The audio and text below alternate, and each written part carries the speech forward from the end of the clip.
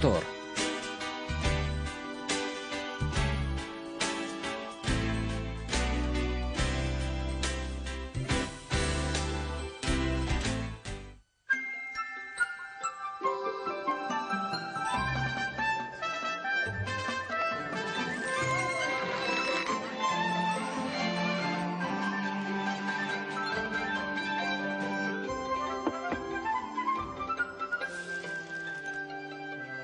Programul tocmai scos de la tipar, tata Yoshi, nu e scris corect, dar sigur nu va remarca nimeni. Ne așteaptă o seară deosebită. Așa sunt ceremoniile de primire.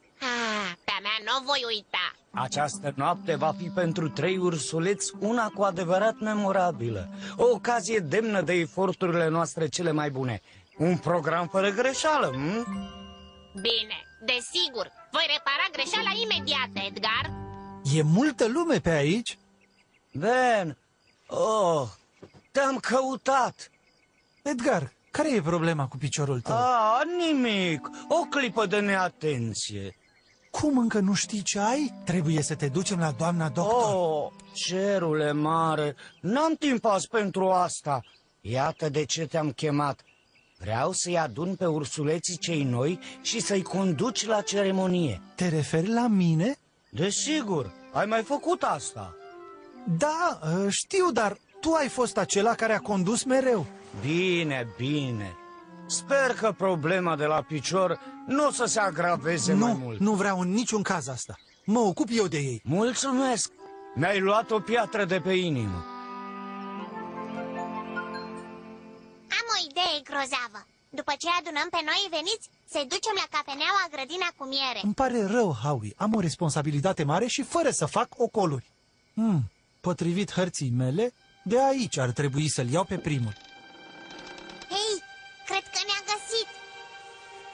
Tata Yoshi? Bună, mă numesc Benjamin. Bine, iar el e prietenul meu, Howie. Bine ați venit în lumea ursuleților. Suntem în întârziere. Nu voi explica ceremonia de primire aici, mergem după ceilalți ursuleți și apoi vă voi explica tuturor. Sunt onorat să te întâlnesc, Edgar, bătrâne. Cred că nu știe vorbi corect românește, Ben. Iar eu trebuie să-l învăț jurământul ursuleților în 2 ore. Vino!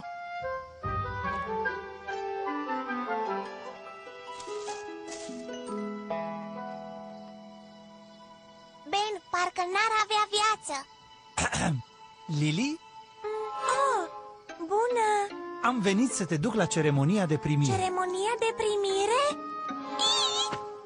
Asta ce mai e? Li se întâmplă ursuleților tineri. Reflexele ei sunt declanșate de emoțiile nepotrivite. Lily? Da? Știu că ai emoții pentru seara asta, dar trebuie să încerci să rămâi calmă. Bine? Bine, voi încerca. Dacă acum e emoționant, așteaptă să încep orele la școală. La școală? Opa, scuze, Ben. Hai, vino, să ne grăbim.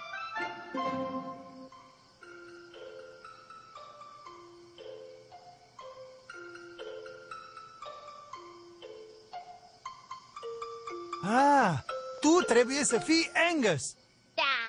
Ce melodie frumoasă. Mă ajută să uit că am emoții. Nu trebuie să ai emoții acum. Noi tăi prieteni sunt aici. Bună, Angus. Bună. Vom merge împreună la ceremonia de primire. Par genul de ursuleț căruia îi plac prăjiturile. Howie. Am vrut doar să povestesc despre biscuiții domnișoarei. Unde a dispărut Lily? De ce mi-a dat mie Edgar sarcina asta? Scuze, Lily. Am poftă mare de prăjituri. Da, se vede. Hai, vino.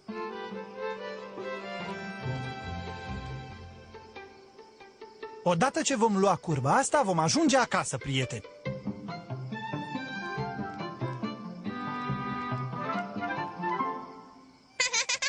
Puternicul Howie!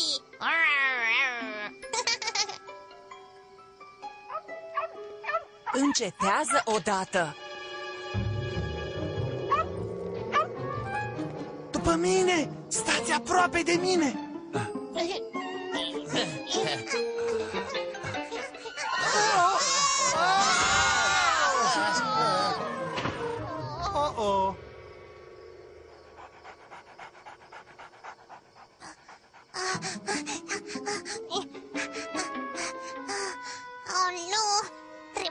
rămân cu ceilalți. E în ordine, prieteni, vom ieși de aici cât ai zice pește. Serios, Howie ne va găsi și cu el vom face un plan împreună. Da? Vom reveni pe drum cât ai clipi. Vom întârzia la ceremonia de primire, nu-i așa, prieteni? Nu, încă avem destul timp. Hei, acum ar fi momentul să exersăm jurământul. Repetați după mine. Dacă poți să-ți asculți cu drag copilul și să păstrezi secretele pe care ți le spune... Dacă poți să-ți asculți cu drag copilul și... cum era? Și să păstrezi secretele pe care ți le spune... Și să păstrezi secretele. Păi, sunt aici de o oră, Howie, și nu l-am văzut deloc pe Ben. Dar erau în fața mea. S-a întâmplat ceva, știu asta. Vă amintiți? Rimează cu aparat. Știu, cumpărat. A ta va fi cinstea cea mare și vei ști că ești un ursuleț cumpărat. Nu, cuvântul e adevărat și vei ști că ești un ursuleț adevărat. Ați înțeles? E un jurământ. Sunt prea multe cuvinte. Ce-ar fi să facem o pauză deocamdată?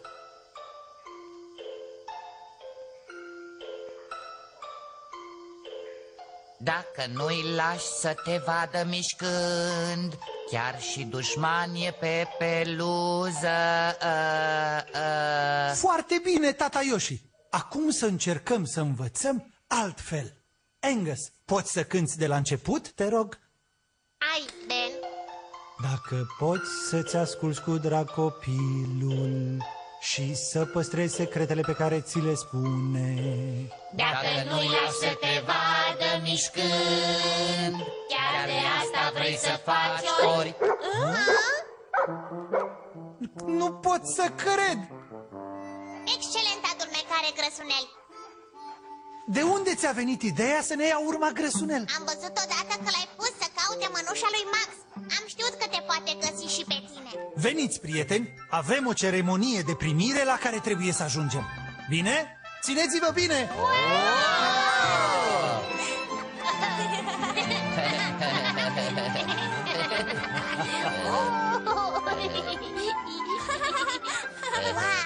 Ca să vezi, în locul ăsta sunt mai mulți ursuleți ca la magazin.